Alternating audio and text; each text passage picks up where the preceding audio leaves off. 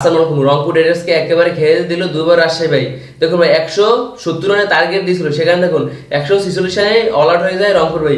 টানা ভাই 8টা ম্যাচ জিতেছে, কিন্তু আজকে দুবার রাজশাহীর বিপক্ষে তারা লজ্জার হার পেল ভাই।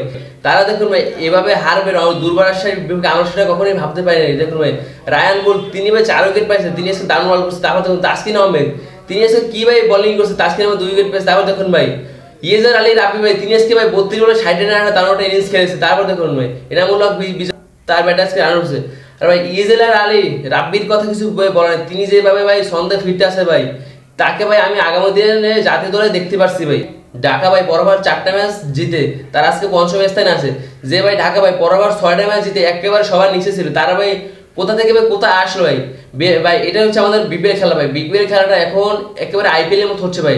রান বন্যা ভাই, প্রতিটা ম্যাচে ভাই রান হচ্ছে। কালকে ভাই ম্যাচটা তো আমরা দেখেছি ভাই, খুলনা এবং ভাই বরিশাল ভাই একেবারে ভাই লাস্ট বল দামাত ভাই একেবারে ভাই মজা ছিল ভাই। দেখো ভাই নাইম শেখ ভাই প্রথম থেকে ভাই একেবারে ম্যাচটা ধরে রেখেছিল, কিন্তু তার ভাই দূর গতির ভাই ব্যাটের কারণে ভাই খুলনা হেরে যায় ভাই।